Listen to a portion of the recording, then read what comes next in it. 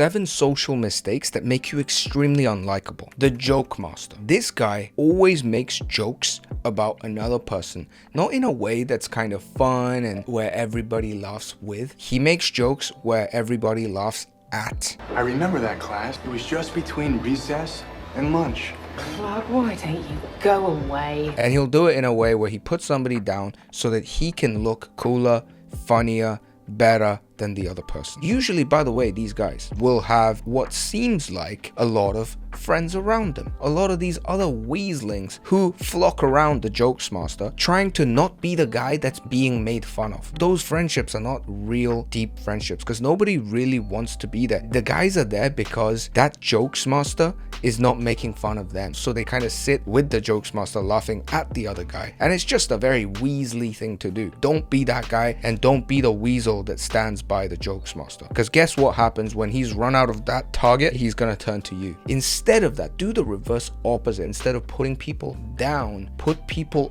up. Make other people feel more important and better than they are, and that's what's gonna make you shine. That's what's gonna make people like you. Now, I realize I grew up in boarding school in the UK. Guys growing up, you make fun of each other in a crazy way. Is it true you fainted? I mean, you actually fainted. Shove off, Malfoy. It's unspeakable, the kind of things that were said between us. But there's a difference. There's a difference between banter that's made in a kind of fair game and jokes that are deliberately, slightly constructed and targeted to sneer and put down another person. And if you're sensitive enough, you can catch these and you can call them out. So don't be the one-up guy jokes master. Next, the I heard it was easy guy. I made this pasta in the military and people were having it in the kitchen. Everybody was loving it because if you've been watching my videos, you know I make amazing pasta, okay? It's like Italian approved. It's so good. So people are having it. They're loving it. And then this guy comes, he has a bit and he really likes it too. But then he says, oh, I actually watched this video and they said it's really easy to make that. Why do you think he said that? He is trivializing the other person's achievement because he cannot stand the fact that attention is going outside of himself. These guys usually want attention directed at them and their own excellence, right? Oh my God, you're so amazing, you're so... And when they feel the center of attention or credit being shifted to another person, they innately feel uneasy and therefore they feel the need to trivialize or say something like that. Like, I heard it was kind of easy. Oh, I did something and it was actually not that difficult. You did 3? Oh yeah, I remember last year I did 5. You know these guys, I actually told this to him because I went to the military really late, right? So I was like 10 years older than the guy. So afterwards I told him, I was like, yo, you shouldn't do things like that because later on you're not gonna have friends around you who really appreciate you and value your friendship if you treat people like this and you're always trying to take their credit towards you. And he actually opened up saying, you know, like he doesn't have any deep friends and blah blah blah blah blah. So don't be the I heard it was easy guy. Next, the been there done that guy. Now I've been guilty of this. I'm gonna come out and say it, but you know the guy that always has been there, has done that, and he's too cool for school. He's already experienced whatever you're enjoying right now, and he says, I mean, that's cool, like it's great that you like it, but there's better. Oh, like you went to Paris and the person wants to go see the Eiffel Tower. They're like, oh my God, the Eiffel Tower, wow, it's amazing. Oh, you know, like nobody goes to the Eiffel Tower in Paris, like who cares? Like that was me. I hold my hand up. I've been the been there, done that guy several times in my life. But this is what I realized when I've been on the receiving end of it. It's like, let me enjoy my thing for the first time. It's great that you've experienced it and had a great time and you know cooler and better things.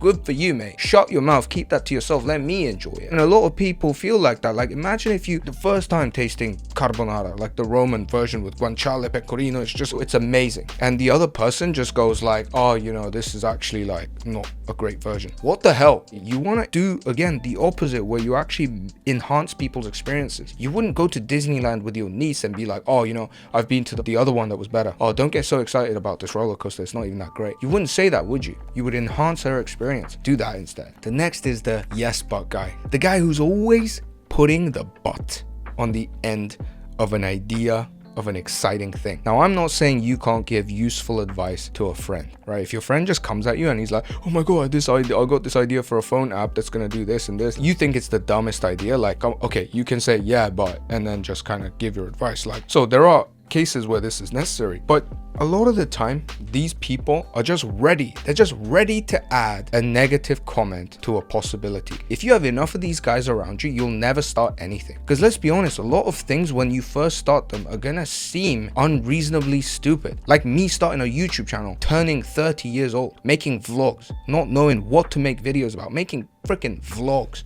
of me going to Thailand and eating food. What the hell? It seems dumb and stupid. Look what happened since, where I started, what seemed stupid, just sticking to it consistently has actually resulted in something. You don't want to be that guy that kills other people's dreams, and these guys will say that yes but to their own ideas. Whenever you have an idea, oh, you want to try a new style of dressing because maybe you just got interested in fashion, in your mind, yeah but I'm gonna look, yeah but it's too, yeah it's, stop doing that to yourself. Instead do the yes and, oh you're gonna do that and do this. This is what they do in improv, right? Imagine you're in improv class and you're trying to improvise comedy with someone and they're like, yeah but that's not funny. You say yes and then you continue the story. Don't be that guy. Next, the I guy. This is the guy that just talks about himself. Whenever you have a conversation, you can usually spot these guys. If you're not this guy yourself, you can spot these guys when you're on a date, or if you're in a social group, like a big group, and you're talking. Let's say I said something like, oh, I went to France last summer and I was doing this, I was doing that. And it's just me telling a story because somebody asked me. Normally, the other guy would be like, oh, really? That's cool. Like, what was it like? Like, did you have a baguette there? Like, well, how was it? I've never been. Like, sounds cool. Like, that's how normal conversations go. So I presume you're Italian? On my dad's side, I'm also Dutch, German, English. But there are people who will do this. Oh, I went to Paris last summer. Oh, cool. I went to Paris as well. And when I went, it was this, that, and they're constantly turning the conversation back to what they did instead. And I've seen really well-functioning, highly seemingly popular, social, successful people exhibit this trait a lot in conversation. And it's one of those things that if you realize it, you're kind of like, he's doing that, she's doing that. Of course, at a certain point, there's a conversation is like a dance, right? So at some points they're saying something and then you're like, oh really? Like when I went to Spain, it was different. There are times when this is natural, but I'm talking about people that constantly, you say something, oh, when I did it, I. It's not always about you. If you can make it about the other person, instead, if you can ask more questions, get the other person to share more about them. This girl's like fucking perfect right now. I don't want to ruin that. Maybe you're perfect right now. Maybe you don't want to ruin that. There's nothing people like more than talking more about themselves. So if you can let other people talk by asking intriguing questions rather than always turning the conversation back to you, then people are going to enjoy talking to you as well. Next, the can't take a joke guy. This is like the opposite of the jokes master. Like I said, I was in boarding school in the UK. There was this guy who could never take a single joke. Even if the joke was, just not even malicious, it was just a funny, witty joke about this guy. He always felt the need to retaliate and make it just not funny. He would just attack back. Fucking fairy tale name, you fuck! Jeez, man, it'll work.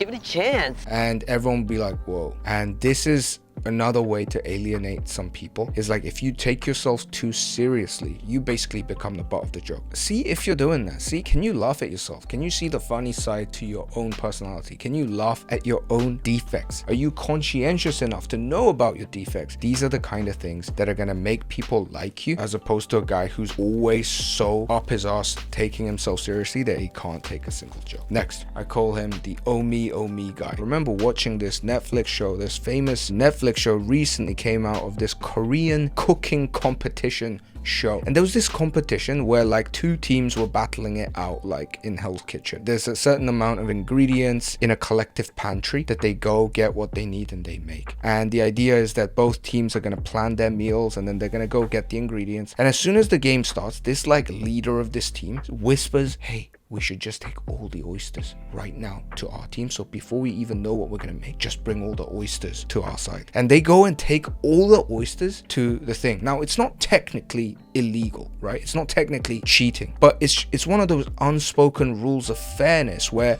We want to compete based on cooking skills, and if there's 100 oysters, you know, you can take 60 and 70 maybe if your dish is an oyster-based dish. But if you take 100, it's kind of like, dude, like what? Do you know what I mean? And I just dislike that guy. I just don't like that guy. And many of you might have felt the same. And this is because human beings from the caveman days, we've been wired to dislike this kind of unfair behavior. If you watch like this ape documentary, these apes be freaking out. They get really upset and angry when something that just breaks that social silent agreement of fairness is broken. Think about that. Don't be the unfair guy, right? If somebody's like paid once, you know, you pay the next time. Don't try to take advantage of people. If there's one round of brownies going around and like you've already had your share and somebody hasn't, don't be asking for another brownie, right? You know what I mean? Like, it can manifest in multiple scales, but just having that sense of like, am I being fair? Am I treating the other person with fairness? Like, if you keep that in mind, that's gonna get you a long way. And those guys are the 7 traits that I think, if you got wrong, would make you extremely unlikable. Think about it and ask yourself, do I have some of this? Hope this video was interesting for you. See you next week. Bye bye.